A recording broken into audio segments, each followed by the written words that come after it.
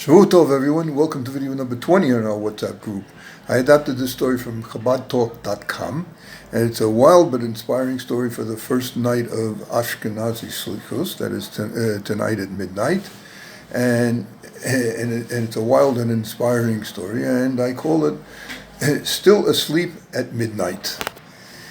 Rabbi Shmuel Munkes was a major disciple of the first Chabad Rebbe, Rabbi Shmuel Zalman, and he was known for his devoted and creative service for God, for his Rebbe, and for his fellow Hasidim.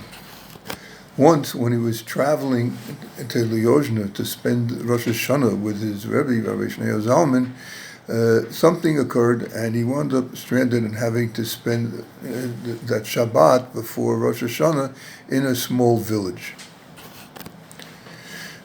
Soon after Shabbat was over, the villagers all retired to nap before the Slichot service that begins at midnight. Several minutes before it was time to begin, or more than several minutes, sometime before it was scheduled to begin, the shamash, the caretaker of the synagogue, made the rounds up and down the streets, knocking on shutters and saying, "Wake up, wake up, wake up, time for the service of HaKadosh Baruch Hu, time to serve the Holy One, blessed be He." All the villagers climbed out of bed, dressed swiftly, and made their way to the brightly lit synagogue. In the home of Rabbi Shmuel's host, there was much confusion. All the family was ready to go. They were dressed. They were holding their Slichut books in their hands and ready to walk out the door. But their special guest had not come downstairs yet. They didn't know what to do. He had yet to emerge from his room. Finally, the host decided he would go up and see what was going on. He knocked softly on the door. There was no response. He went in, and he couldn't believe his eyes. To his amazement, their special holy guest was sound asleep. He was still sound asleep. Reb Shmuel, he called out and went over and gently shook him. Wake up, it's time for Slichot.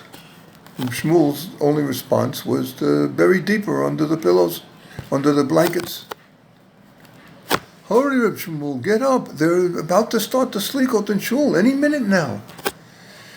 Begin what? Shmuel Munkes replied. It's the middle of the night. Why are you waking me up in the middle of the night? His host couldn't believe his ears.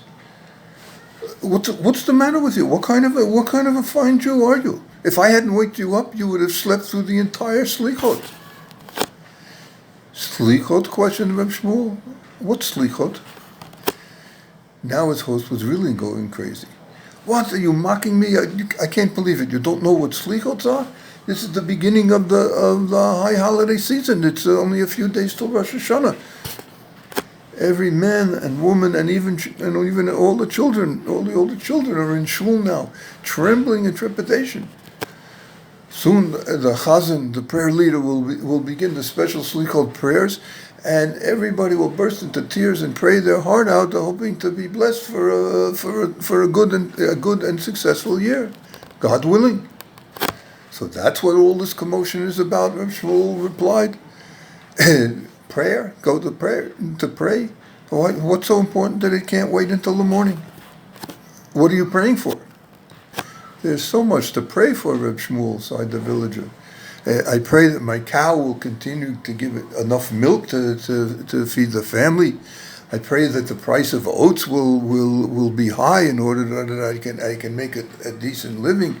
I pray that my horse won't die like happened to me last year. I pray that... I don't understand, Shmuel Munkes interrupted.